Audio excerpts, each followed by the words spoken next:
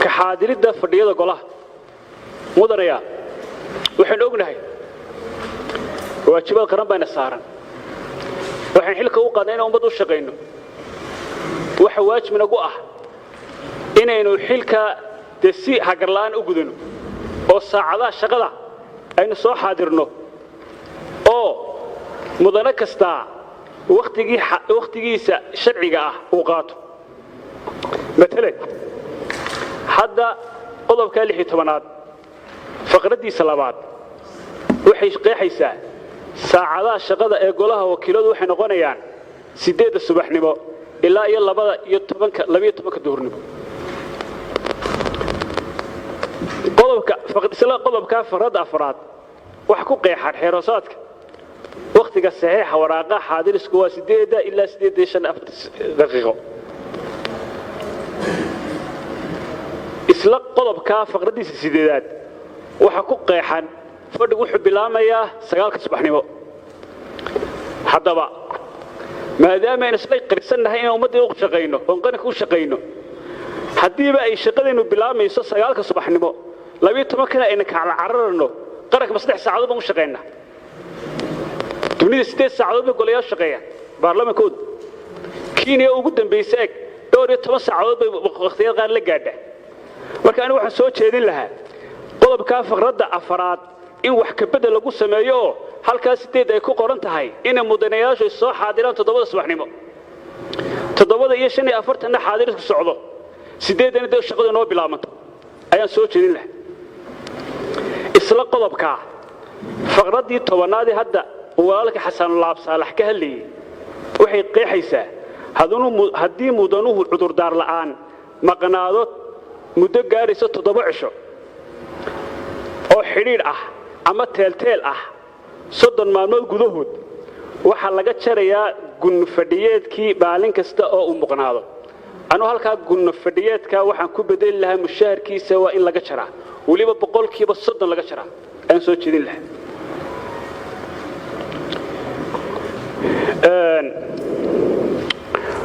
waxa uu soo noqonayaa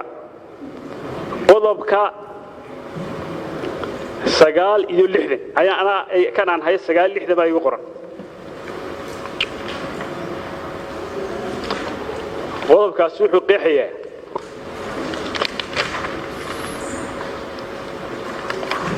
wax ka bedelka xeer hoosaadka golaha wakiilada mudanaya waxaan ogsoonahay inuu goluhu yeelan doono gudiyaan halkana waxa ku qeexan xeer hoosaadka waxa ku qoran 4 qodob waxaan la qabaa xildhibaan ku cadeeye oo haddaad eegtaan qodobka wax ka bedelka xeer hoosaadka 1 iyo 2 iyo qodobka afraad waa si contradiction isku hor imanaya anigu waxaan soo jeedin lahaa ila guddi xeer hoosaadka wixii golaha lagu hagay wax naga wada dhaxeeyo weeyaan in guddida joogtada oo kaliya awood loo siiyo inay wax ka bedelka soo jeediso kama fidan xildhibaanada kale marka taa waxaan la qabaa soo jeedintii hore ahayd in qodobka 1 iyo 2 laga saaro oo wax ka bedelka xeer hoosaadka lagu daayo in goloweynuhu 1/3 uu soo jeedin karo ugu dambeyn waxa ku soo urun lahaa goluhu waan jecelahay aan soo jeeday in lagu soo daro xeer hoosaadkeena miisaaniyad buu leeyahay miisaaniyadda qaranka waxaan ognahay in la diyaariyo golayaashu diyaariyaan wasaaradda maaliyadda diyaariso la soo hufo la soo kala haadiyo process sharci ay marto anu waxaan soo jeedin lahaa miisaaniyadda golaha wakiiladu waa inay xeer hoosaadkeena ku cadaataa qodobna noqotaa habka loo diyaarinayo sida loo raacayo iyo xisaabta ku jirta si aynu biri ka maalin goluhu laftigiisu isku xisaabtamo waxaan kaloo soo jeedinayaa qodobka 4 ee habka qodobka 5 ee shuruudaha magacaabista xogayaha iyo ku-xigeenka xogeyaha guud ee halka inagu qoran ee markii dhow gudoomiye aad tiri dig baan u soo sheegay xero guddiga joogtada ka soo naaqashaysa in lagu soo daro xeer hoosaadkeena shuruudaha hadda inagu qoran ee faraha badan ee ay ka mid tahay in qofka xogeyaha guud noqonaya golaha muddo shaqaaliis ka tirsanaa 5 sano ugu dambeysay haddii xogeeye kasta oo la magacaabay dusha laga keeno oo shaqadii soo la qabsanaya amba matalan xogeyaasha la magacaabay ee qaar barnaamijka laga qatay noqdaan haddaani shaqadii iyo goolihii iyo habsocodkiisii aanu qof fahansanayn taana waxaan oran lahaa qodobka 5 aynu sidiisa u soo qaadan oo qofka xogeyaha guud noqon doona ee aanu barnaamijka ka imane uu noqdaa qof ka tirsan shaqaale weynaha golaha oo aqoontii iyo khibradii iyo waarnimadii uu soo dhaxlay golaha ku hagi kara السلام عليكم ورحمة الله وبركاته. waa mahadsan xildhibaanku waxaan u yeerayaa xildhibaan Cabdikariin Maxamed bismillaahir rahmaanir rahiim anigoo biidin Ilaahi ta'ala soo koobaya qodobka lixaad faqradiisa saddexaad gudoomiyaha iyo ku-xigeenadiisa doorashadooda waxaan anigu raay ahaan qabaa in halka codka haldheeriga laga dhigo absolutely majority ama golaha badhkii oo hal lagu daray maadaama uu gudoomiyaha iyo ku-xigeenadu ay hogaaminayaan golaha ugu yaraan golaha kale badhkii inay haystaan markaasi kalsoonidooda waxaan u arkaa arrin lagama maarmaana faqrada tobnaad isla qodobka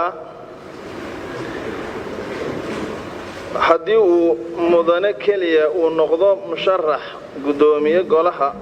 wakiil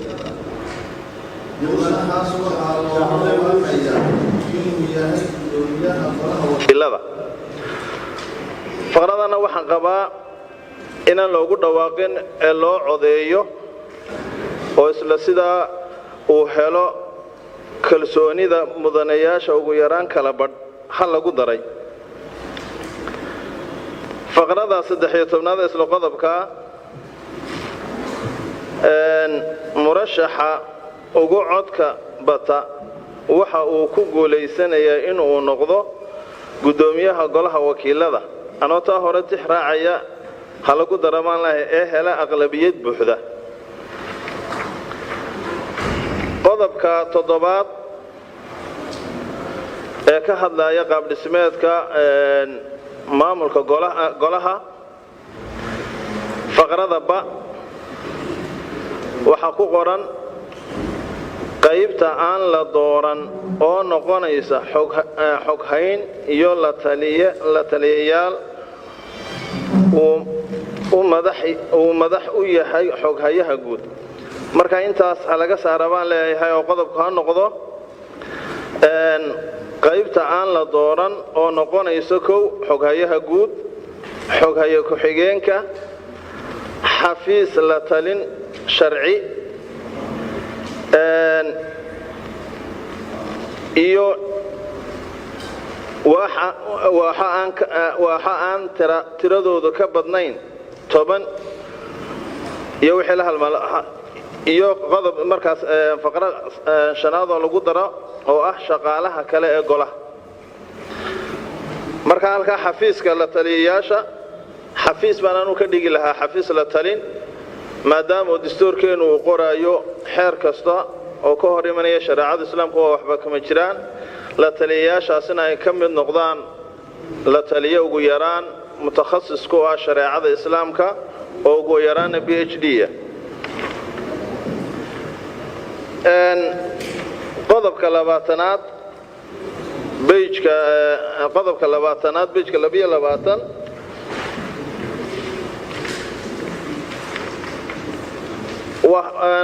horta numberka waan ka saari lahay waayo waa hal faqro oo kaliya marka lambar in la siiyo kuma qumana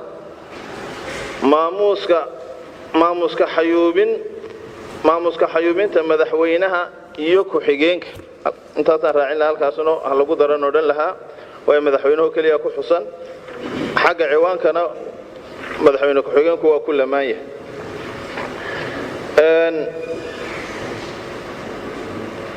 بيجك قضبك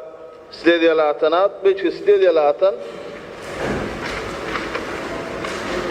قدوميه وحاو مدنياشا usii shaacin doonaa maalinta uu imanayo wasiirku ama madaxa kale ee golaha xukuumadda halka golaha waa ku qoran marka xukuumaddan inuu ku bedeli lahaa ma golayaasheeda xukuumadda iyo golayaasheeda kale qodobka 29aad ee bejka 29aad haddii uu yahay mudane وقبل أمني كورمية مركا فقرة لبعض قيب تبع إن يربك مكان حق قرالك هدي ويهاي مدنة إن هبك لقى قاضي وإن هبك لقى قاضي أنت هسا كمكان سي هذا الكود لما يستلم هدي كله هذا الكوماند لما يستلم أيوه قضب كافرية صدنات قضب كافرية صدنات فقرة مركز F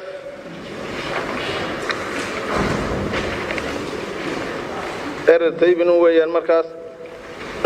قيبت F هالك مركز قبي قرالك قيبو يا يرى قرال مركز قلد مدعي مركز كوتشيرا إسلا قيبت مركز H فقرة ذا I قضب كاسي يقضب كاسي ديدي صدنات فقرadiisa afraad waa labada faqra waxba isla sheegaya oo waxa sheegeen xeerarka guurtida marka ama golaha guurtida markaas u gudba hadaan guurtidu markaas ku soo celinin ama kaga soo jawaabin bil gudaheed inuu yahay markaas sidiisii hore ansax ku noqonayo marka labada faqra waa isku mid marka waxaan dhan lahaa mid ahaan hala tuuro way uu soo laba noqdayoon وقضبك سيدي الصدنات فقرديس أفراد هي أنت أسوا اسكو معنى جود بيود الشيء قضبك اللي هي الصدنات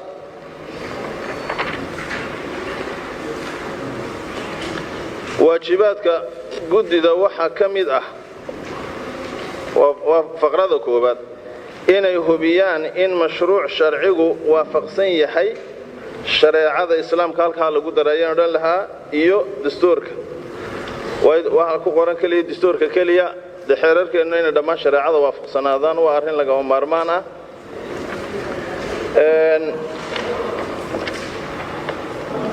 قضب كالبيا فرطانات وكورهما هي موشنكا قضب كاس فقرديسا sideedaad tirada xildhibaanada mooshin keeni karta waa inaanay ka yaraan 7 xubnood halka waxaan ku bedeli lahaa 11 xubnood oo noqonaya golaha thumunkii maadaama dhaxalka ilaahay qaybiye dheefta ugu yar ee marka dhaxla qaatay marka tahay 8 meelood oo meel ama 1/8 waxaan oo dhan lahaa golaha 11 ha laga dhigo xubnaha soo jeedin kara markaasi mooshin oo 7 xubnood sayna mooshinada laftooda inoogu badanin waa soo jeedin lahaa taana qodobka 12aad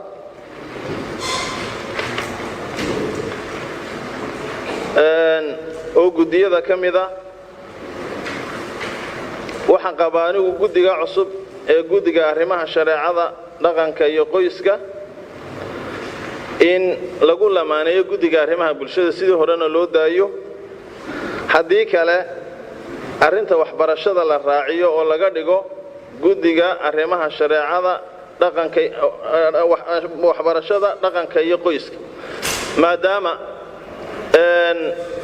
waxbarashadeena beys ay u tahay barashada islaamka sida qodobka 15aad ee dastuurka markaas ku xusan diinta iyo waxbarashaduna marka ay kala maarmaan yihiin wasaaraduna daaytay wasaaradda tarbiyada iyo marka waxbarashada ama tarbiyada iyo tacliinta guddiga ama sidii horaha loo daayay haddii guddiga madaxa bannaan laga dhigana waxbarashada guddigaha hoos timaado qodobka 66aad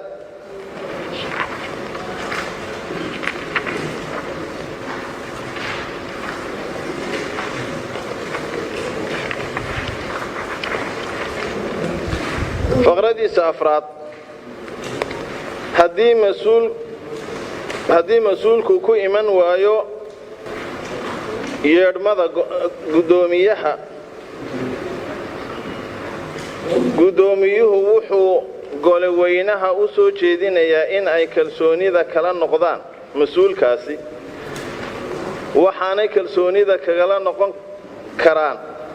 cod haldheeriya marka inta tacbiirka cod haldheeriya uma qoran marka intay waxay kalsoonida kagala noqon karaan cod haldheeriya intaasan ku dari lahaa qoraal ahaan ugu dambayn qodobka 69 ee ka warramaya wax ka beddelka xeer hoosaadka xeerkii hore sibuu u qornaa faqray ku soo kordhiyeen faqrada afraad waxaad moodaa inta saddexda faqre horeba inay meesha ka saarayso oo faqradana waxay u taalaa sidan wax ka beddel xeer hoosaadka golaha waxaa soo jeedin kara 3 meeloodoo meel tirada guud ee xubnaha golaha mar haddii tiradaa la cayimo faqaraadka hore meesha way ka baxayaan sidaana ha lagu daayaan leeyahay oo wax ka beddel cidda soo jeedin karta ha noqoto golaha 3 meeloodoo meel marka guddiga joogtadu golaha ayuunbay ka mid tahay nambarka haddii la yidhaahdo waxa soo jeedin karaa intaas faqrada hore saddexda faqre horeba meesha waa ka baxayaan oo labada faqreed dambana faqrada horun bay ku dhisan yihiin inta waxaan ku dari lahaa in guddoomiye soo jeedin lahaa in xeer hoosaadka lagu xuso reebanaanta laaluushka iyo ciqaabka cidda ay ku caddaato inuu laaluush qaato shaqada golaha inta ay socoto waxaan soo jeedin lahaayoo labaad in xeer hoosaadka ay ku xusnaato kala madax bannaanida danaha gaarka ah iyo markaa shaqada golaha maadaama ay dhici karto xildhibaano laga yaabo inay dee shaqooyin barayfada ay leeyihiin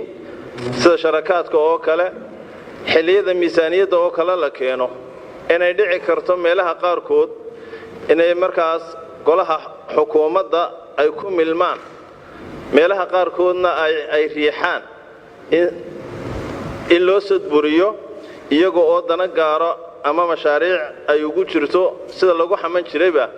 golihii hore wax ka mida taana waa soo jeedin lahaa taa iyo ciqaabkeedaba in lagu xuso waa soo jeedin lahaa wajazaakum allahu khayr assalaamu calaykum waraxmatullahi wabarakaatu وعليكم السلام ورحمة الله وبركاته aad buu mahadsan yahay mudane xildhibaanka mudanayaasha xildhibaanada assalaamu calaykum waraxmatullahi wabarakaatu runtii waxaan bogaadinayaa guddidii aynu u xil saarnay soo diyaarinta xeeroosaadkan saaka aynu halkan ku hayno oo runtii shaqo adag soo qabtay waxaan leeyahay mahadsantiin runtii qodobadii kooban baan doonaya inaan kaga qayb qaato wax ka beddelka iyo kaabista xeeroosaadka golaha qodobka labaad bejka 5aad waxa uu dhigayaa waxa uu si kooban u qorayaa golaha wakiilada wuxuu yeelanayaa tilmaamo ku xusan qodobka 39aad ee dastuurka intaasoo qudhaa ku qoran halkan markaa si waa in dastuurka inta ku taalla halkan lagu soo qoraa markaa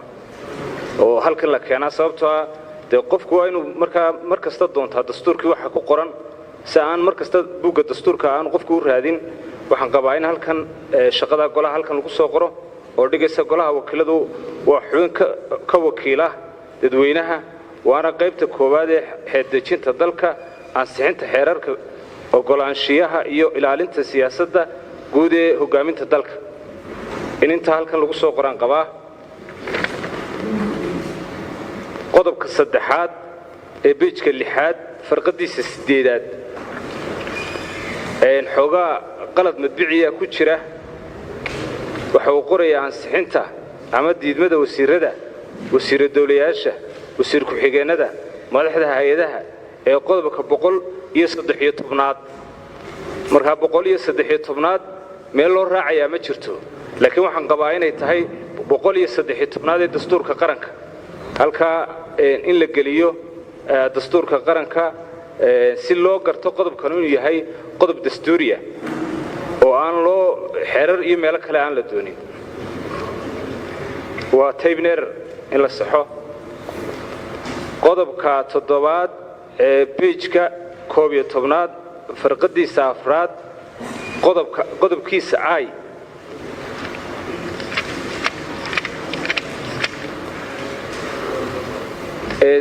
sida gudoomiyaha goluhu sheegay waxa la inoo keeni doonaa xeer ama lifaaq shaqaalaha golaha ah halkan waxa ku cad qodobka waxa ku cad si loo sugo kala madax bannaanida waaxaha dawladda xoghaynta iyo shaqaalaha kale ee golaha wakiiladu xuquuqdooda iyo waajibaadkooda waxa nidaaminaya lifaaq xeer hoosaada xeerkan aynu halkan ku haynaa ama xeer hoosaadkan waxa ku dhagan sida gudoomiyuhu sheegay qodob ka hadlaya shaqaalaha waxaan qabaa qodobka maadaama aynu mar dambe leeyno keenayo waxaan qabaa qodobka in laga saaro halka oo xeerka lagu soo nabo lifaaqa si aynu gadaal uga ansixino qodobka 57aad page-ka 49aad cutubka 8aad weeyaan wuxuu dhigayaa qaabka ay u shaqeynayso guddida siyaasadda arrimaha dibadda iskaashiga caalamiga ah iyo qorshaynta iyo maalgashiga waxaan qabaa qodobka iyo qodobka 26aad oo ka hadlaya guddida dhaqaalaha maaliyadda iyo ganacsiga halka maalgashiga ee qodobkan 57aad wuxuu ka hadlayaa oo qura in ku kooban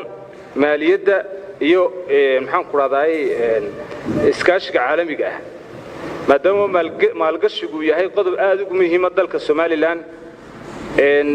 inta badan oo caalamkina soo eegayaan waxaan qabaa qodobka maalgashiga caalamiga ah iyo ganacsiga oo ku jira qodobka 62aad ee page-ka 51aad in labada la iswaafajiyo oo guddi gaar ah laga dhigo guddi ganacsiga iyo maalgashiga oo qura laga dhigo qodobadeediina la taxo waxyaabaha ay qaban doonaan sidoo kale waxaan la qabaa Sheekh Axmed Dayib in guddida arrimaha shareecada dhaqanka qoyska iyo arrimaha bulshada in lagu kabo oo lagu daro guddida arrimaha bulshada oo halka qodobka guddida arrimaha bulshada la geliyo guddida ganacsiga iyo maalgashiga oo guddi gaar ah ay noqoto guddida arrimaha bulshadana la hoos keeno oo lagu laro guddida arrimaha shareecada dhaqanka qoyska iyo arrimaha bulshada in laga dhigo aad iyo aad baa mahadsantihiin assalaamu calaykum waraxmatullahi wabarakaatuh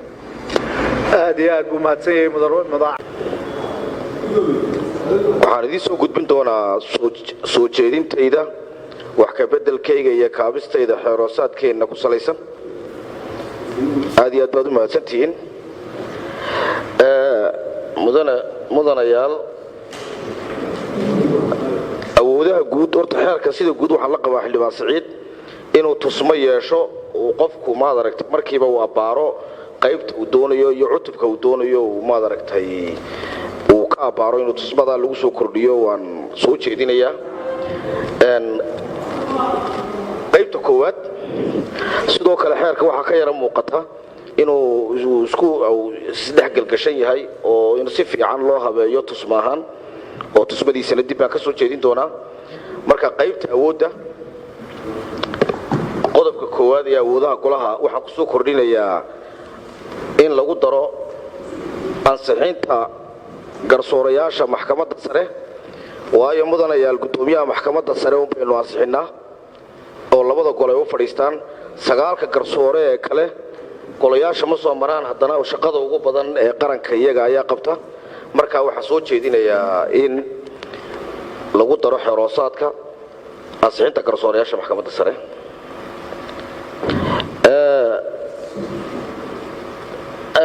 waxaan kaloo qodobka labaad markaa tagto qodobka shanaad fadhiga ugu horeeya golaha wakiilada waxaa ku qoran haddii golaha cusub iskii u fadhiisan waayo maalinta 45aad waxaa golaha isugu yeedhaya gudoomiyaha golaha guurtida muddo 45 maalmood gudahooda oo ka bilaabaysa maalinta 45aad dhabahan faradaasi waxay toos uga hor imanaysaa qodobka 44aad ee dastuurka qaranka faradiisa labaad oo oranaysa hadii uu madaxweynuhu isugu yeeri waayo golaha ayaa iskii u fadhiisanaya waxaan leeyahay faradaasi waa qeyr dastuuri ee laga saaro gudoomiyaha golaha guurtida awood oo meel isugu yeedho golaha cusub isugu yeedho sidoo kale qodobkan isna waxa uu ka hor imanaya dastuurka isugu yeedhida gudoomiyaha golaha guurtida hadii golaha cusub isugu yima waayo laba meelood oo saddex meelood wuxuu ku fadhiisanayaa kala tirada guud ee golaha iyo 42 xubnood marka laga reebo xubnaha maqnaashooda la baajiyay faqradan cusub waxa ku soo daray mudanayaashii soo jeedinayay sidoo kale qodobkan isna waxa uu ka hor imanayaa dastuurka qodobkiisa 44aad oo cadeeyay isugu yeedhida golaha cusub maadaama uu dastuurku yahay xeerka ugu sareeya ee qaranka wax kasta oo ka hor imanayana waa waxba kama jiraan marka farqadaana sida dastuurka ka hor imanaysa ee xeeroosaadka laga saaraa soo jeedinaya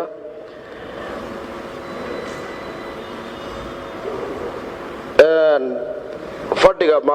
inagoo ka faa'iideysanayna waa aragnimadii maalintii dhaweytoole fadhiga xubnaha golaha wakiilada cusub waxa furaya gudoomiyaha maxkamadda sare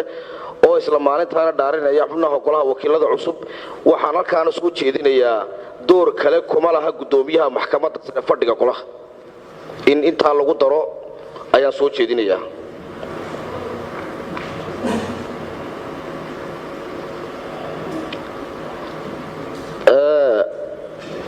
isla qodobkaasi faqradiisa 8aad 9aad golaha cusub waxa shir gudoominaya hadba mudanaha ugu daada weyn waa in la cadeeyo oo inay nagu soo noqonin mushkiladii maalintii dawlad golaha ku dhacday hadba mudanaha ugu daada weyn ee fadhiya ugu horeeya isla markaana kamida mudanayaasha la dhaariyay ee aanu sharaxnayn tagada gudoomiyaha golaha ku-xigeenka koowaad iyo labaad waa in sidaa loo cadeeyo si ayna mushkiladii maalintii dawlad nagu soo noqonin qodobka marka tago qodobka waxa la yiraahdaa qodobka 6aad qaabka loo dooranayo gudoomiyaha golaha wakiilada waxa ku soo kordhinayaa hadii dhinacyada codeynaya isleekaadaan muddada lagu jiro doorashada gudoomiyaha gudoomiye ku-xigeenka koowaad iyo gudoomiye ku-xigeenka labaad oo ay isku barbar dhacaan ama ku kala bixi waayeen natiijada doorashada waxa lagu kala baxayo codka lagu kala baxayo yeelanaya xubinta shir gudoominaysa shirka oo ah maalinta gudoomiyihii daada ku shir gudoominaya baa jeedaaye inuu kaasi fawt leeyahay oo ah codka labaad ee kala bixista isagoo marka horena codkiisii hore codeeyay tusaale ahaan haddii gudoomiye ku-xigeenka koowaad iyo labada tartamaya isku cod noqdaan isagoo qofka daada ku shir gudoominaya marka horeba lahaa codkiisii hore uu bixiyay ayaa 44 kala helan macnaha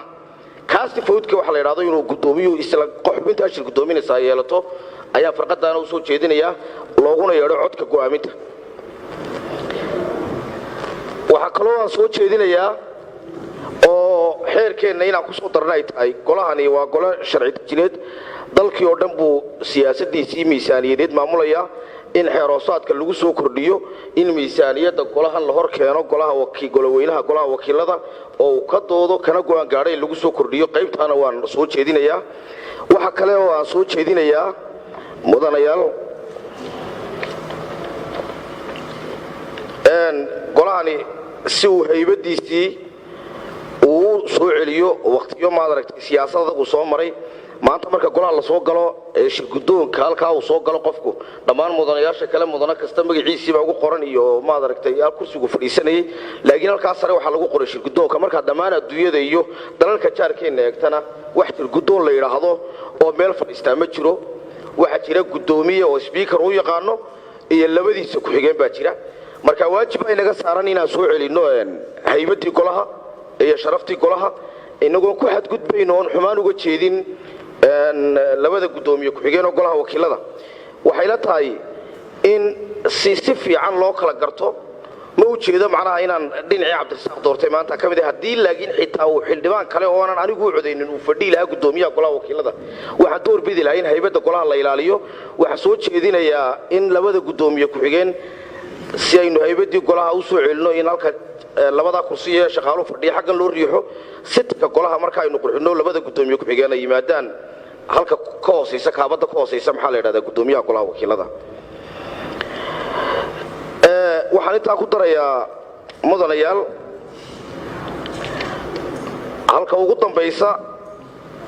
ee shaqaalaha siday mudanayaashii hore soo jeediyeen in xeerka shaqaalaha ay soo saaraan guddiga joogtada ka bacdina golweynaha loo soo bandhigo sidoo kale waxa kala soo jeedinaya in golaha ansixiyo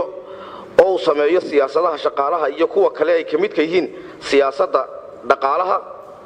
habraacan qandaraasyada golahani waa golo qaran qaabka uu qandaraasyada u bixiyo waa inay cadaato oo dadka kalena ay yaqaanaan qandaraasyada qaata ee muwaadiniinta reer Somaliland inaguna aan naqaano habraaca iibka alaabta golahu u baahan yahay in iyadana ay yaqaanaan maxaa la yiraahdaa dadka shacabkiina yaqaanaan inaguna aan naqaano sidoo kale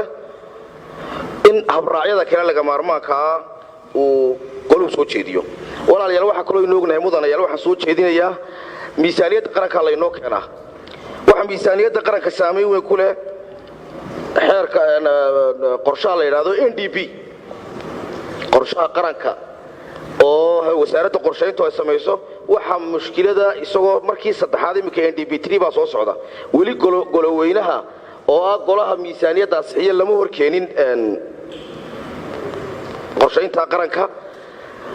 taasina waxa keentaa in meelo badan ay dhacdo in meelana ay ku noqdaan ma aragtay mucaawinooyinkii iyo ma aragtay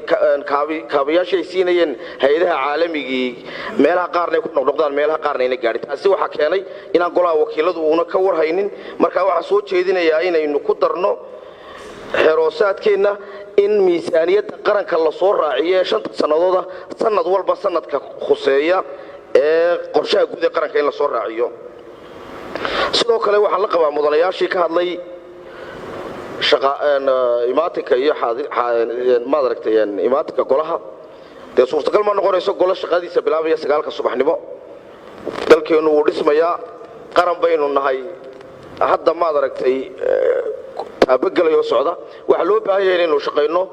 haddaynaan waqti ka badan shaqeyn karin waqtiga uu shuruucdeena iyo xeerarkeenu ogol yihiin inaynu 8 saacadood shaqeyno in 7 subaxnimo mudanayaashu yimaadaan 7:45 uu bilaamo maxaa la yiraahdaa xaadiriska goluhu ku dhamaado 8 biirana shaqadu inoo furantay ayaan soo jeedinayo arrinta lagu adkaado waxa Sheekh Axmed Dayib la qabaa guddiga shariicada haddii gaar loo saarayo waa runtii weyn waxbarashada lagu soo daro qodobkaana waa la qabaa ugu dambeyntii markaynu ka hadlayno waxaan xildhibaanadii hortay ka hadlay ku raaxsanahay mudanaha haddii xasaanada lagu jabiyo golahan oo mudanaha lagu baaro golaha wakiilada dhexdiisa waxay ku jabi doontaa meel kale oo ay laga maarmaan tahay xasaanada mudanaha la ilaaliyo marka waxaan soo jeedinayaa qodobkaan ay sidiisa looga saaro isla markaana lagu soo kordhiyo qodobka maamuuska iyo ka hadlaya maxaa la yidhahdaa xasaanada mudanayaasha in lagu soo kordhiyo kow in mudanayaashu markay tagaan dalalka jaadka ay umareen safaaradaha ku leedahay in la siiyo maamuus qaran oo ay safaarada maadaragtay dalkii fulayaalkaasi ee mudanayaasha siiso maamuus qaran oo ay u qalmaan oo ka madaxda la doortay qodobka ka hadlaya waajibaadka odayaha guud ee golaha farqadiisa saddexaad waxaa ku qoran inuu mas-uul ka noqdo amniga maxaa la yidhahdaa golaha wakiilada amniga golaha wakiilada waxa waajibaadkiisa iska leh gudoomiyaha golaha wakiilada waxayna ila tahay in halkaasi laga saaro faqradaasi oo lagu daayo waxaan ku soo gabagabeynayaa mudane gudoomiye iyo mudanayaal marka qodobka 9 iyo 30 oo ka hadlaya xeerka uu madaxweynuhu soo celiyey waxaan ku kabay faqrad cusub oo odhanaysa madaxweynuhu xeer uu goluhu u gudbiyey in lagu daro farqadaasi kuma soo celi karo wax ka badan 3 toddobaad oo 21 maalmood si waafaqsan qodobka 7 faqradiisa 6 ee dastuurka dalka waxaynu ka warqabnaa xeerkii doorashooyinka ee lagu mara soo celin waana muddo dhaaf marka waxa soo jeedin xoraasaadkeenu ku cadaato muddada lagu soo celin karo si ay hay'adaha kale inagula macaamilaan qodobka 12 oo ka hadlaya tirada gudiyada golaha oo ka kooban 13 gudi hoosaad waxa soo jeedin lahaa maadaama ay tahay 12 xubnood ayna ka yaraan karin 7 xubnood in 12 laga dhigo gudi hoosaad sidoo kale waxa soo jeedinayaa in xoraasaadka golaha ay ku cadaato qaraarada uu goluhu soo saaro kuwa isaga u gaarka iyo qaraarada kale aynu la wadaagno golaha guurtida sidoo kale waxa soo jeedinayaa qaabka xalinta khilaafaadka conflict resolution ka golaha dhexdiisa iyo kuwa golayaasha kaleba sida loo xalinayo inaynu ku cadeyno xoraasaadkeena ugu dambeyntii waxaan kaga baxayaa mudanayaal in guddiga 11aad laga dhigo soo jeedinayo guddiga saxaafadda iyo dadweynaha maadaama uu golahan yahay golaha shacabka uu yahay ayna laga maarmaan tahay in la helo guddi shaqada gaarka ee saxaafadda iyo shacabka qabata inaynu yeelano aad iyo aad baad u mahadsantihiin assalaamu calaykum waraxmatullaahi wabarakaatuh وعليكم السلام ورحمة الله وبركاته أبو متيح لبانكو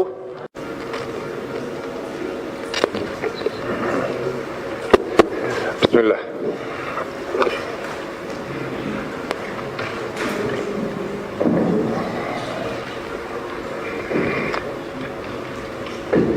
gudoomiyaha golaha wakiilada iyo ku-xigeenadiisa iyo shaqaalaha golaha iyo mudanayaasha sharafta leh waxaan idin leeyahay assalaamu calaykum waraxmatullaahi wabarakaatuh mudanayaal sidaynu ognahay dastuurku waa xeerka ugu sarreeya xeerasha waana ka wada dheregsannahay in xeer hoosaadku yahay hanaanka ama hagaha inoo fudaydinaya waajibaadkeenna shaqo sidaa darteed waa muhiim in isha iyo saxarka iyo qodaxda aynu ka gurno inagoo wakhtiga ilaalinayna haddaan doodayda u gala qodobka 16aad ee xeer hoosaadka golaha wakiilada farqadiisa 10aad waxay sheegaysaa in mudanayaashu leeyihiin gudna fadhiyeed maalinla ah habka mudanayaasha gudna fadhiyeedka looga jarayana caddaynaysaa in gudna fadhiyeed jirto sidaa awgeed mudanayaal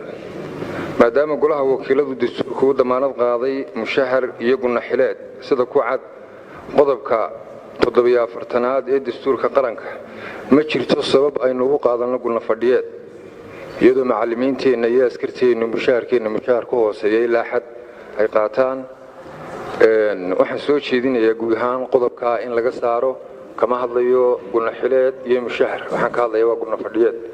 waayo inaguma nihiin golo tadawac ku shaqaynaya qodobkaa ee xiga xeer hoosaadka kuma qorna laakiin dastuurka weeye golaha wakiiladu wuxuu awood u leeyahay ka doodista celinta ansixinta barnaamijyada xukuumadda sida uu tilmaamayo qodobka 13aad ee dastuurka qaranka farqadiisa 3aad haddaba barnaamij xukuumadeed intaan la celin laga doodin la ansixin hanaankee loo keeni karaa golaha yaa keeni karaa oo soo jeedin karaa ma hanaanka mashruuc sharci ayaa golaha loo hor keeni karaa mise hanaan ka duwan markaa mudanayaal waxaan soo jeedinayaa in lagu caddeeyo xeer hoosaadka golaha barnaamijyada xukuumadda sida loo keeni karo iyo kuwa la keeni karo ee u baahan in aqalku ka doodo oo waajibaadkiisa ka guto qodobka 49aad ee xeer hoosaadka mudanayaal daahfurnaantu waa mabda ka mida mabaadi'da ay dowladnimadeennu ku dhisan tahay haddaan daahfurnaani jirin xogi ma jiraso haddaan xogi jirinna isla xisaabtan ma jirayo sidaa darteed mabdi'iyan fadhiyada goluhu waxay noqon karaan fadhiyo xidhan ama kuwo furan oo dadweynaha iyo saxaafadda u furan sida uu tilmaamayo qodobka 45aad ee dastuurka qaranka farqadiisa koowaad haddaba qodobka 49aad ee xeeroosaadka golaha farqadiisa labaad wuxuu tilmaamayaa xaaladaha fadhiyadu ay xidhnaan karaan tusaale ahaan marka laga doodayo xaaladaha amni oo xasaasi ah waa sax danta iyo maslaxadda ummadda ku jirta isla qodobka haddana waxaa lagu sheegayaa in fadhiyadu ay xidhan yihiin marka laga doodayo qandaraasyo ganacsi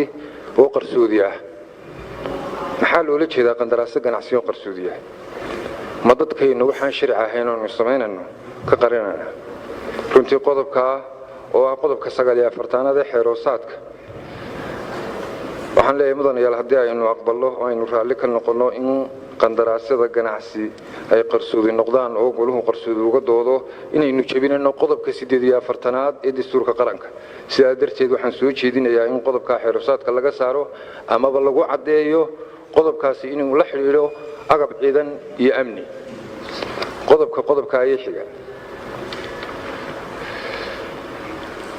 mudanayaal golaha wakiiladu wuxuu u gudbinayaa golaha xukuumadda talooyin iyo tilmaamo ku saabsan hogaaminta siyaasadda guud ee dalka sidaa waxaa odhanaya qodobka 53aad ee dastuurka qaranka farqadiisa afraad xeeroosaadkeena hor yaalla qodobkiisa 3aad farqadiisa 18aad siduu dastuurku qodobkaasi ugu yaallay si la mid ayuunbuu ugu yaallaa oo waa la soo minguuriyey halkii ay ahayd in xeeroosaadka lagu furfuro oo lagu faahfaahiyo oo waliba si xeel dheer loogu sharaxo hanaanka tala gudbinta loo marayo waase su'aale talada golaha wakiilada golaha xukuumadda u gudbinaya taladay noqonaysa ma tushir guddoonku muhiim u arkaa mise waa goloweynuhu muhiim u arko mudanayaal waxaan soo jeedinayaa in xeeroosaadka lagu caddeeyo sida aqalku u gudanayo mas'uuliyadda dastuuriga ah ee qodobkaasi waajib yeelay qodobka 21aad ee xeeroosaadka sida ku cad qodobka 21aad ee xeeroosaadka amaba qodobka 46aad ee dastuurka qaranka goluhu sanadkii wuxuu yeelanayaa 3 kal fadhi oo u dhigma 28 isbuuc isla markaana noqonaya 196 maalmood maalmaha sanadka ku jirana sidaynu ognahay waa 365 maalmood taa macnaheedu waxa weeye in aynu sanadkii 6 bilood fasaxnahay amaba 5 bilood iyo 15 cisho 6 bilood ee aynu sanadkii shaqaynana 4 saacadood ayaan maalintii ka shaqaynana sida ku cad qodobka 16aad ee xeeroosaadkan idin hor yaalla haddaba qabyada sharciga ee taalla markaan eego iyo waajibaadka dastuurkeena saaray iyo dhaartii aynu marnay marnaba ilama saxsanaa ilamana qumana in fasaxyada qaabka caynkaas aynu u gallo waa in xeeroosaadka ay ku caddaataa labadii kal fadhiba in 4 weeg ugu yaraan siduu dastuurku waajibiyey aynu fasax noqonano waxaan la qabaa runtii qodobkii sokeeye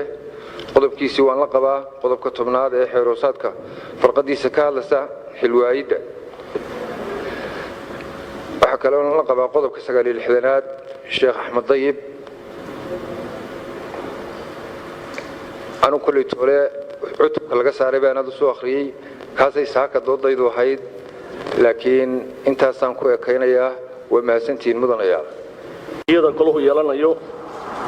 anigoo arka dhibaatada ugu weyn ee dalka maanta Soomaaliland haysata inay tahay xagga traafikada ama sharciyada traafiga ayaa waxaan u arkaa in ay ku jirto halka guddiga la hoosgeliyo guddiga traafikada waad ogtihiin oo maanta dalkeena waxa ka jira baahiyaad badan oo sharciga xagga traafikada waxa jirta in dadka qaarkiis ku haystaan meed loo qaadayo oo loo xukumayo mag looga doonayo waxyaabahaas oo dhamay waxay keenaysaa dhibaatooyinka weyn ee haysta dalka haddaad eegto xagga maxkamadaha waxa ugu badan ee la isku haystaa waa shilalka gawaarida anigu waxaan qabaa inaan guddida howlaha guud tiknoolajiyada guriyeynta iyo gaadiidku aanay ahayn guddi meel wada gasha waxaan soo jeedinayaa anigu in la sameeyo guddi gooniya oo qaabilsan traafikada ama xagga sharciyada traafikada waayo waxaad moodaa dalka inay naga badan yihiin maanta baabuurtu oo dadka ay ku dhow yihiin waxa haddaan sharci loo samayn oo guddi joogta oo awood leh oo shaqaysa oo sharciyo u samaysa aan loo helin waxay ahaan doontaa dalku mid ku jira maalin walba isqabsi iyo muran xagga taraafikada ta kale waxa la qabay xildhibaankii ugu horeeyay maartay arintii ahayd xildhibaanada in la baaro waxaan u arkay taasina markii hore ahayd gaf lagu soo daray meesha marka doodeedu aniga intaas ay kusaysaa marka waxaan codsanayaa in halka lagu daro guddida maadaama aad looga doodayo leeyahay guddiyadu waxaan lahayn xafiisyo ku filan oo ay ku shaqeeyaan waxaan jeclaan lahaa goluhu waxaan u malaynayaa mar haddii uu maartay waxa ilaahay haddaad baryayso weel weyn baa lagu baryaa goluhu in loo helo xafiisyo ku filan guddiyada oo ay ku shaqeeyaan in lagu darsado talada haddii ilaahay yarado wasalaamu calaykum waraxmatullaahi wabarakaatu وعليكم السلام qodobada badankooda waa laga hadlay waxaan si gaar ah uga hadlay calaamadinayaa qodobka shanaad faqradiisa afraad oo aad looga hadlay oo ah isugeynta hadduu goluhu isku fadhiisan waayo jumlada guddoomiyaha golaha guurta isu yeedhaya halkan lagu qoray waxaan soo jeedinaya qodobka in gabi ahaan meesha laga saaro dastuurka soo jeeda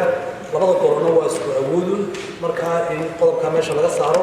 oo ugu yaraan haddii xildhibaanadu simi waay maanta 5-aad lagu bedelo in maxkamadda sare gudoomiyaha maxkamadda sare isugu yeedho waayo labada gol waa isku awood qodobka kale ka hadlaya waxa weeye qodobka 10aad ee xilka qaadista meesha guddoonka shirgudoonkana waxaan ku dooranay haldheeri imankan halkan waxaa lagu qoray 3 meelood oo 2 meelood baa xilka laga qaadayaa waxaa fiican labada dhinac inaynu dhinacuun isugu lugu doono waa meesha guddoonka lagu doorto 3 meelood oo 2 todobaadna xilka laga qaado ama haldheeri lagu doorto oo haldheerna laga qaado mudana guddoomiye mudana golaha wakiilada waxaa laga filayaa inuu noqdo mid u dhagan nugul shacabka ku dhaqma dastuurka dimuqraadi ah xeer xisaabkuna waa inuu intaa ka turjumaa waxay la muuqataa inaanay si naba caqli sharci toona u ahayn in shirguddoon lagu doortay haldheeri la yidhaahdo waxaa lagu dooranaya waxaa lagu didaya haddana 3 meelood oo 2 meelood dhinacu waa inaynu taa isugu lugu duwanaa si shirguddoonku ugu yaraan oo ahaado mid ixtiraama xubnaha golaha kalsoonina ka wada haysta waxaa kaloo mudana guddoomiye iyo mudana ayaa soo taabanaya dhowr qodob oo yaryar oo iyaguna meesha ku qoran xeerkeena ku qoran sida u yeedhista maragyada awoodda caddaynta ururada awoodda caddayn ururinta habka ansixinta mas-uuliyiinta saacadaha weydiinta su-aalaha saacadaha mas-uuliyiinta loo yimaado su-aalaha la weydiinayo maamulka iyo awoodda guddi-hoosaadyada awoodda kulanada warbixinada u yeedhista maragyo iyo caddayn qaadistooda hanaanka xeerdejinta oo faahfaahsan dastuurka mubaadii guud iyo hanaan kooban ayaa ku qoran waa lagu faahfaahiyaa xeerkan arrimahaas akhriska koowaad dastuurka iyo akhriska labaad qaabka loo sameynayo waa in la waafajiyo sida baarlamaanada adduunku u sameeyaan habkay dadweynuhu usoo gudbin karaan xeer waa habkee waa in la tilmaamo habkay usoo gudbin karaan xeer iyo qaabka loo xaqiijinayo dadka seexay ee 5 kuna ee sharciga qoray habka soo jeedinta waxa ka mid dastuurka ayaa muhiim ah in lagu xaqiijiyo xeerarsaadkeena lagu qoro habraaca kumeelgaarka ee ansixinta miisaaniyadda inta xeerka miisaaniyadda la sameynayo waa in la dejiyo hanaanka gaarka ee loo marayo ansixinta miisaaniyadda waxaa kaloo isla mudana guddoomiye mudana yaalba iyana dareenkeeda le haddii tusaale ahaan 2 mudane ay golaha ugu da'weynaadaan oo labadaba isku da' noqdaan isku bil noqdaan isku sanad noqdaan imanka bilaa lagu kala dheeraaday oo 2 xildhibaan oo golaha fadhiya biluun bay kula bateen haddii xildhibaanadii ugu da'weynaa ay isku da' noqdaan bishii iyo sanadkaba iyana waa inaynu xal raadinaa ma maalin bay raadinaa mise sidii komishu bedelay waad mahadsantihiin sida aynu ognahay xasaanadda wakiilku uu leeyahay sida dastuurkeenu uu sheegayo faqradda qodobka 49 waxa uu odhanayaa looma xidhi karo xubinta baarlamaanka ama wakiilada dembi ka yar 3 sannadood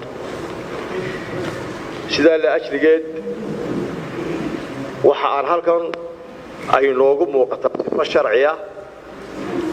maadaama xukunka lagu riday uu yahay 6 bilood aasaasana uu ahaa in aan loo qabanin dembi xukunkiisu ka badan yahay 3 sannadood marka tanaaqud baa halkan ka muuqda waxaan odhan lahaa ay waa in loo sida ay ula mid noqdaan maxaan ku dhahdaa xildhibaanada kale waa in halkaa 6 months ka lagu qoray 6 bilood waa in lagu qoraa 3 sanadood bejka 19aad waa ka sheegay imika weeyaan اللهم صل على محمد تقص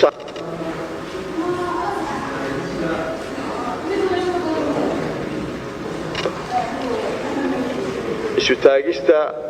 madaxda qaranka ama madaxweynaha oo oranaya qodobka maxaan ku raad 31aad page-ka 31aad waa la isu taagayaa madaxweynaha iyo madaxweyne ku-xigeenka iyo madaxweynaha shisheeye oo lagu marti qaado golaha ama gudoomiyaha baarlamaanka ee dal kale marka uu soo galo waxa aan arkaa halka sharcan in aanay banaanayn in qof bili aadmi la isu taago naahika marka aad ka tagtaba qof aan muslim ahayn marka waxaan odhan lahaa ikraaman madaxweynaha jamhuuriyadda Soomaaliland oo muslim ah madaxweyne ku-xigeenka jamhuuriyadda Soomaaliland oo muslim ah inkastoo nabigeena calayhi salaatu wasalaam uu ka diiday arinta iyada ah in ay asxaabtiisii isu taagto isla markaana uu ilaahay siiyay subxaanahu wa ta'ala qofka muslimka ah عيسى إياه كرامه وحان أوران لها حلاقة صار فقرة يضع إن اللي يسوتها وقف بالآدمي صوبته وحيسوق ليسا القيام بالخشوع النبي يقول عليه الصلاة والسلام من سره أن يتمثل له الرجال قياما فليتبوأ مقعده في النار رواه الترمذي حديث كلامكم يتضبط يشن يكتر صلى الله على سيدنا محمد وعلى آله وصحبه وسلم وآد بوم هاتسني هاي حلوانكو waxaan siinayaa oo imikana ku xijinaya hadii ilaahay idmo halkan qodobka lixaad qaabka loo dooranayo gudoomiyaha golaha iyo labadiisa ku xigeen berigi dhaweed waxa la isweydiinayay su'aal ah marka ninka da'da weyni uu gudoomiyo golaha oo gudoomiyihii la doorto gudoomiyaha tagaya halkii jeerka marka isaga ayaa labadii ku xigeenna codka u qaadaya marka halka waxaan la gudoomiyuhuna waa in lagu daro waa inuu codeeyaa waayo waqtigaasi waa critical oo dad baa la kala saaraya halka waxa la isku qaban karaa gudoomiyuhu ma codeynaya mise ma codeynayo waxaan soo jeedin lahaa in lagu daro waqtigaas gudoomiyuhuna waa codeynaya foodkiisa uu bixinaya waxaan ku raacsanahay Cabdinaasir Qodax tan uu soo jeediyay waxay ahayd waxa loo kala horeysinaya sida magacyadu u kala horeeyaan halkaana waa in la qeexo oo sida alphabetical order-ka iyadana lagu daro taana waa ku raacsanahay raggii hore ee yiri waxa kale oo jirta qodobka saddexaad qodobka toddobaad qaab dhismeedka maamulka golaha xarafka halka ugu hooseysa page-ka 10aad xogayaha waxa lagu xulanayaa sida aqoontooda cilmiyeed iyo khibradooda ay u kala sareeyaan waa inay jirtaa recruitment process wax loo raaci karo oo la samayn karo waayo waxa loo baahan yahay marka shaqaale la qaadanayo waa in recruitment process la sameeyo transparency cid qabanaysa hay'adda shaqaalaha loo gudbinayaa mise guddiga joogtada ee baarlamaanka ayaa arintaas sameynaya oo u eegaya siifiyada aqoonta imtixaanka iyo kala saaridda qofka waxaan taa qabaa qodob kale jiray oo oranaya waa in guddigu uu xeer gaari jiro laakiin waa inay guddiga joogtadu arintaa review garaysaa oo mandate-kooda loogu daraa inay iyagu recruitment process-kaas sameeyaan review gareeyaan maamulaan recruitment process-kaas oo ay sameeyaan taana in la cadeeyo ayay u baahan tahay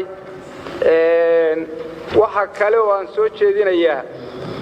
xubnaha golaha wakiilada waxa looga baahan yahay hufnaan iyo dhowrsanaan fara badan marka inaynu ku darno lifaaq xeerkeenan conduct of code of conduct declaration of conflict of interest oo ninka baarlamaanka uu laftiisa anshaxiisa dhaqankiisa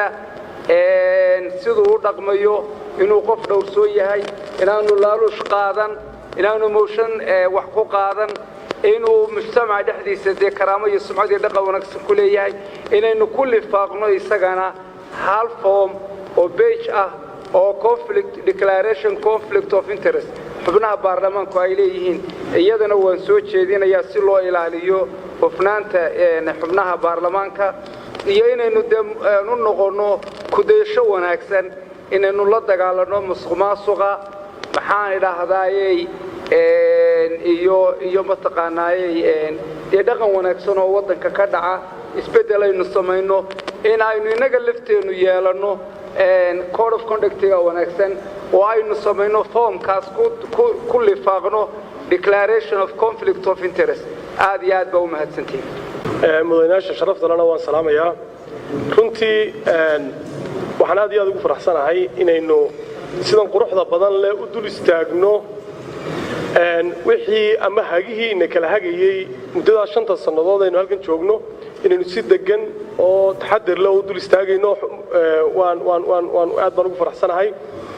waxaan halkan dhowr qodob dul istaagi doonaa oo isleeyahay malaha waxay u baahan yihiin kaabis ama in lagu soo daro xiroosaadka qodobka shanaad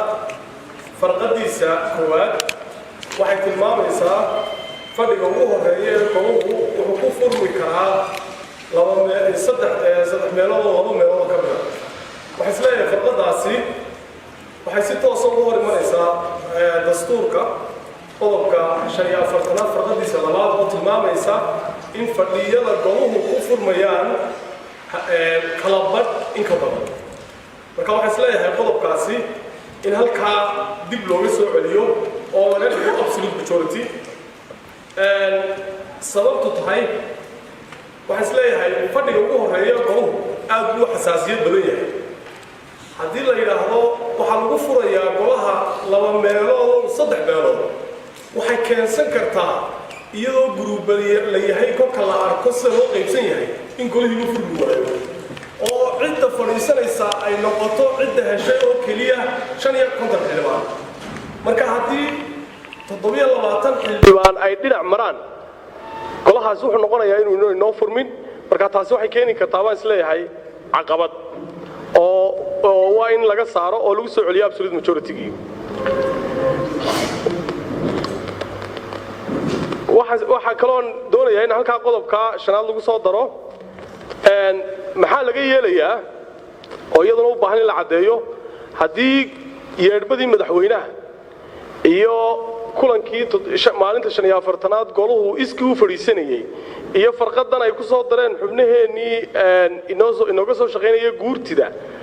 haddii golihii ku furmi waayo oo uu yeedhmada madaxweynaha iyo iskiiba u furmi waayo golihii maxaa la yeelayaa maxaa looga gudbayaa sidee loo xalinayaa waxaa kaloon doonaya farqadaa iyadana isleeyahay malaa waa muhiim in lagu daro maalinta 45aad ee goluhu kolku madaxweynuhu sodonkiisa ciise ka dhacdo goluhu maalinta 45aad buu iskii u fadhiisanayaa haddii maalinta 45aad ee goluhu iskii u fadhiisanaya ay ku beeganto maalin qaranku fasax yahay ama iid ay tahay ama maalin qaran oo la xusayo oo eedin meey tahay iyadana maxaa lagu xalinayaa yaa awood u leeyahay inuu bedelo oo uu bedelo maalin kale ku haboon ama maalin kale shaqo farqada xubnaheennii 15 ahaa ee gudoomiyuhu saaray waxay ku soo kordhiyeen in golaha guurtidu u yeeri karto anigu raay ahaan waxaan qabaa halkaa golaha guurtida maalinta 45 hadduu goluhu isku iman waayo maadaama laba golo oo shaqo wadaago oo baarlamaan ay isku nahay inayna ku habooneen ay kaga haboon tahay gudoomiyaha maxkamadda sare in la yiraahdo maadaama uu xusay fadhiga ugu horeeya inuu furayo gudoomiyaha maxkamaddu oo isagu furitaanka leeyahay in isaga laftiisana yeedhmada la siiyo oo aynu halka ku siino qodobka farqada 7 waxaan isleeyahay habka loo dooranayo gudoomiyaha shirka shirgudoonka loo dooranayo waxa gudoominaya sida xeer hoosaadkeenu imka muujinayo xubinta ugu daada weyn waxa qaba inay muhiim tahay in la cadeeyo awoodaha uu yeelanayo gudoomiyahaasi ma wuxuu yeelanayaa awoodihii rasmiga ahaa ee speakerka baarlamaanka uu lahaa mise awoodihiisu way xadidan yihiin waxaan qabaa in la taxo awoodaha maalinta iyo waqtiga yar ee guddoonka la dooranayo ee uu yeelanayo tusaale ahaan ma yeelanaya xildhibaanku mudanaha gudoomiyuhu inuu mudanaha uu doono uu ka saari karo shirka oo banaanka dhigi karo waxaan isleeyahay waa mid u baahan in hoos loo yar eego xilliga la codaynayo waynu isla ognahay mudanaha ugu daaweynaysan curfigeena ka dhalatay uu codeeyaa laakiin xeeroosaadkeena inaguma qornaa waxaan isleeyahay waa qasab in xeeroosaadkeena lagu cadeeyo si aynu khilaaf dambe uga badbaadno mudanaha jeergaraynaya ama codaynaya mise ma codaynayo in xeeroosaadkeena inagu cadaato haddii uu codeeyo oo golihii isla egaado sidii xildhibaan maxamed abi sheegayay oo 41 iyo 44 ba xildhibaanadii noqdaan maxaa lagu kala saarayaa isagana in la siiyo casting vote-ki oo gudoomiyaha markaa shirka jeergaraynaya oo isaguna casting vote yeesho kaasina waa qodobka lixaad waxaa la qabaa saaxiibadeedii iga horeeyay habka kala horreysiinta musharaxiinta waxaan isleeyahay way qoreen laakiin sida u qoreen ma cadda gudoomiyaha iyo ku-xigeen xagga ugu hooseysa ma ka akhriyay gudoomiyaha iyo ku-xigeenkiisu waxa loo kala horreysiinayaa sida ay magacyadoodu u kala horeeyaan ayay noo qoran sida magacyadoodu u kala horeeyaan maxay noqonaysaa ma sida alifaabeed bay noqonaysaa ma sidii liisi commissionku soo gudbiyeen bay noqonaysaa halkan lagu keenay ma waxay noqonaysaa sida xoghayntu ay u qorto oo ay u soo kala horreysiiso marka halka waxay u baahan tahay in la cadeeyo oo waliba alifaabeed lagu cadeeyo alifaabeedka laftiisa waxaynu u baahannahay inaan choice la siinoon gaab halkaa laga bannayne in la caddeeyo la yidhaha alfaabeetka lagu qoraya waa soomaali oo soomaali lagu kala baxo oo labada mudane ee tartamaya af soomaali magacyadooda loo eego ee aan ingiriisi loo eegin si aan gaabin meesha u iman kaasina halkaasaan taasaan dhigi lahaa qodobka farqada 15aad isla qodobka 6aad waxa ku jirtay dhaarta gudoomiyaha marka gudoomiyaha la doorto gudoomiyaha ma loo baahan yahay in la dhaariyo oo dhaar cusub la sameeyo xeeroosaadkeena hore way ku jirtay laakiin gudideena way ka saareen waxa qabaa inay muhiim tahay in dhaarta gudoomiyaha dib loo dhaariyo oo isaguna dhaarto waxa kale oo ku dari lahaa dhaarta xogayaha ee gudoomiyuhu dhaarinayo inayna noqonin dhaarta lagu dhaarinayo xubnaha electric ee la doorto ee loogu qoro xeer hoosaadkeenan iyo xeerkan iminka la soo shaqaalaha qaybta shaqaalaha in lagu qoro dhaar waafaqsan shaqadiisa oo lagu dhaariyo dhaar shaqadiisa waafaqsan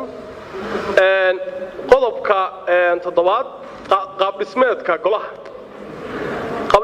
dhismeedka golaha anu waxaan qabaa in laga saaro shirgudoon ereygan shirgudoon sababtu tahay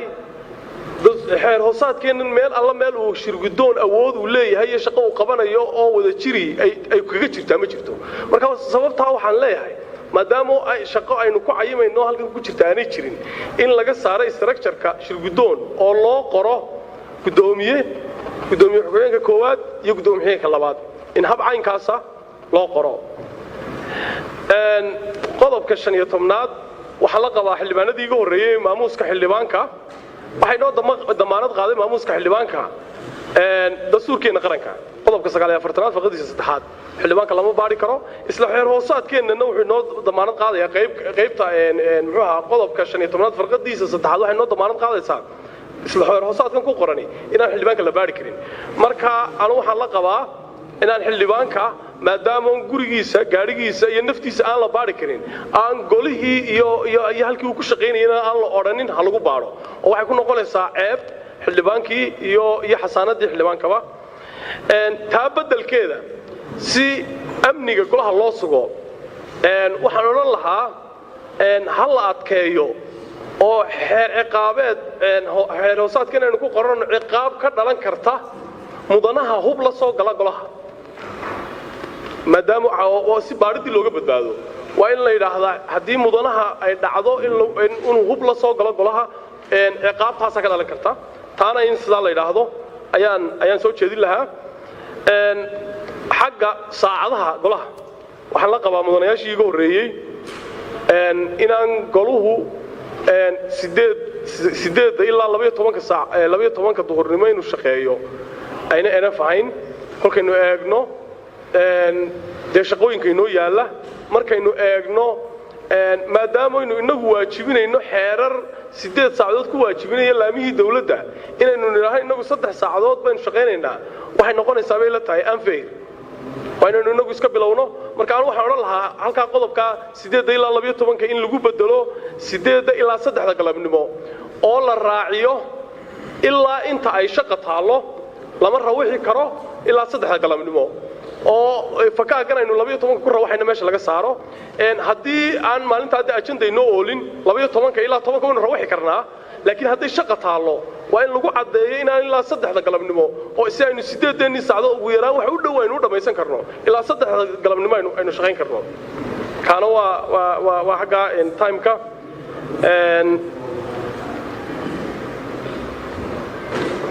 qodobka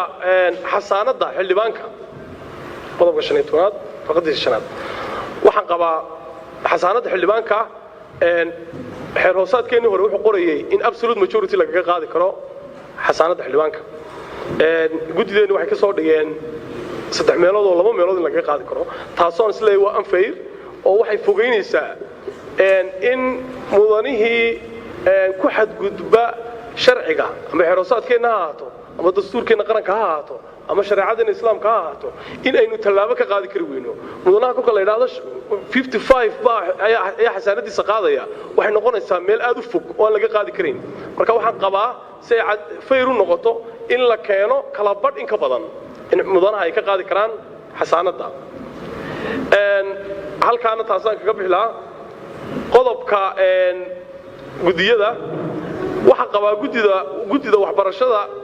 warfaafinta iyo dhalinyarada iyo ciyaaraha iyo gudida arrimaha shariicada iyo dhaqanka iyo qoyska in hal gudi la iskaga dhigo oo way is qaadan karaysaa baan qabaa gudidana haddii oo loo bixiyo gudida ama loogu magac daro gudida arrimaha bulshada shariicada dhaqanka iyo qoyska in habka loo qabto waayo waa shaqo si u wada related shariicadii de waa waxbarashadii iyo shariicadii way soo galayaan marka in meel la isku geyn karo ayaan soo jeedinayaa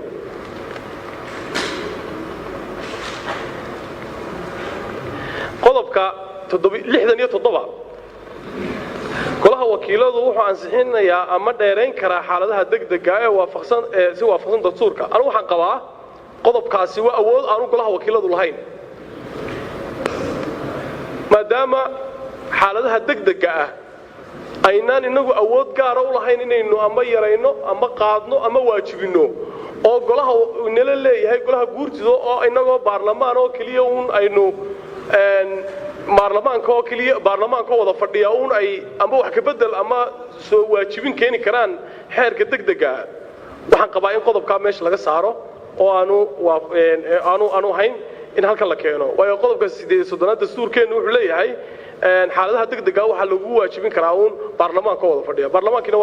waa labadii gole kana halkaasaan kaga baxayaa qodobka wax ka bedelka xeerka waxaan qabaa laba farqadood baa ku jira farqada koowaad iyo farqada afraad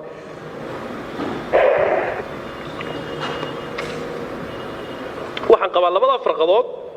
waxaad yar moodaa in awooddoodii ayna si cad u qeexnayn oo awoodii si loo siiyey awoodda waxa la yidhi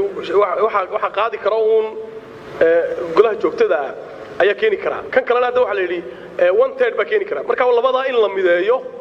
oo hal qodobka koowaad laga wada dhigo oo loo qoro wax ka bedelka xeer hoosaadka waxa soo jeedin kara gudida joogtada ah ee golaha wakiilada ama 1/3 saddex meelood oo 2 meelood tirada guud ee golaha in habka la isku raaciyo